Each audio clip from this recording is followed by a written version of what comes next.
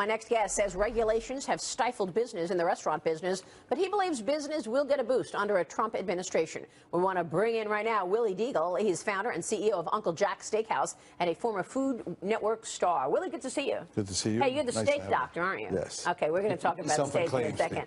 But let's talk about regulatory burdens. What were the most onerous in your view, and what do you think changes? Well, the labor increases, they've been hitting us every year on them. Then the Department of Health has become like the FBI, like a taxation type bureaucratic agency that they come to us no matter what, they got to fine us.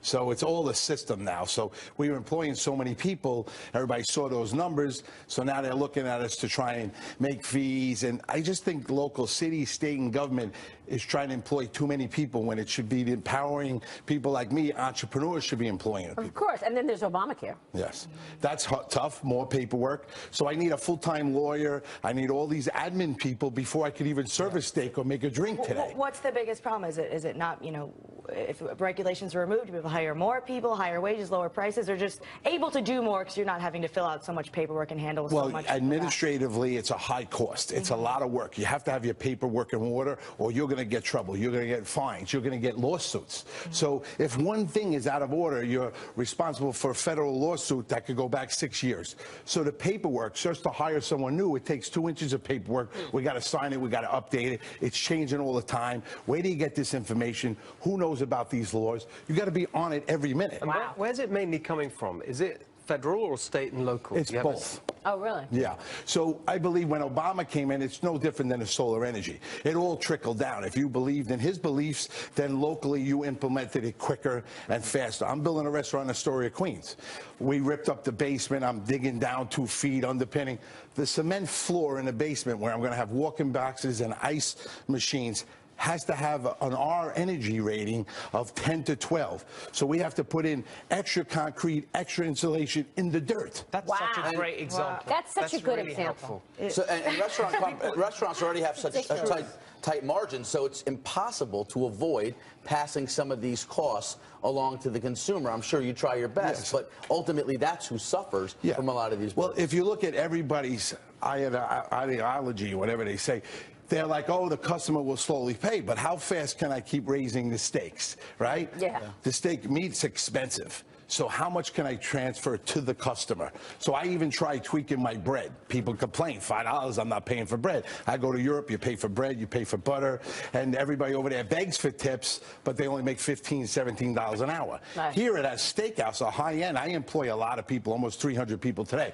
So my staff, a front house waiter, makes $1,500 to $1,700 a week. He's not worried about the $7.50 I have to pay him an hour now, and in 2 years it's going to $10 an hour. Yeah. I'm going to have to pay them $400 just to show up. But this is a really important point that you're making. Because of the regulation, because of you being forced to raise wages and being forced to do all of this administrative work, that's going to dictate your behavior. You may not hire the number of people that you really need. Well, you may cut jobs. Let me tell you or raise prices. Yeah, this year, the minimum wage for front of house staff, which is 75% of employees, we were paying them $5 an hour. They said we got to give them $7.50. I had a front waiter, a back waiter, a busboy for every 5 tables. I cut the busboy position this year, and that only saved 30% of the increases of the $350,000 it was going to cost me. So I'm eating that right now. I couldn't transfer that to the customer by raising prices because a lot of people aren't going to high-end restaurants and celebrating as much. So the whole idea of capitalism and the way we act in America, and like I talk about MTV Cribs, if you put that on TV today, I think everybody would pick it outside your house and say, you have too much nice stuff. Yeah. You don't deserve it. What a great illustration, though, of how regressive some of these things like the minimum wage actually are. They ultimately hurt the worker who needs the wage the most. And no one's asking their opinion. It's just going generalized, like you go to McDonald's. What I always felt is, as a country, we should have 3 minimum wages.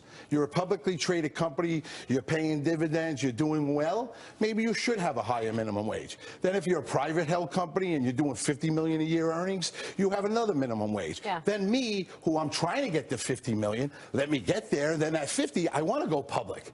And it's okay. We all reap in it, and that's how it should work. But if you just do it overall across the board. Blanket, yeah. But then the other aspect of it is the taxes. It's the wages, and so you're forcing the wages up, but also taxing them more. So the take-home pay is still. Well, when you the whole hire thing somebody, is just a mess. But you hire a manager for $100,000 Does that a year. discourage you from maybe giving someone a chance entry level with less experience, hiring someone like that? We're looking at everything. I mean, I have 3 managers run each restaurant. Now the managers are making less than the waiters. So they're revolting. You have to. Now the front of the house staff. The reality that you face. The front of the house staff, when they get $15 an hour, and someone who washes dishes gets $15 an hour, my broiler guy makes 20 now. Yeah. He's going to want 30. All right, Willie, before you go, most important question, what's the best steak to order? You're a steak doctor. Give us some info My here. favorite cut is a boneless prime New York strip. You know, it's a wet aged steak. You can't dry age it because there's no fat cap, but you do that char, 2 inches cut. You take it out to room temperature. We do 3 different salts on it. That's my favorite. So what about all these fancy things? Wagyu, Kobe, what about those? Well, Kobe it's all about your marbling. So if you look at a Kobe steak, it's like 50% fat compared to the meat. The Wagyu, the American Wagyu, is crossbred with our Black Angus and Japanese Kobe steers. So that's another like 30% fat. So it's a great treat item. You want to try it. You want to educate your palate. You know, your palate takes time to educate things. If somebody's eat cheap meat their whole life, they don't understand the difference between a great prime dry aged steak than a normal steak they might get at Applebee's. Cool. I hope you have stuff for vegetarians there as well. Uncle Jack's founder and CEO, everybody. Willie Deagle, good to see you, sir. Good, Thank you so much. Coming up next, the Trump administration expected to fuel growth in the energy industry. Take a closer look at the president-elect's policies.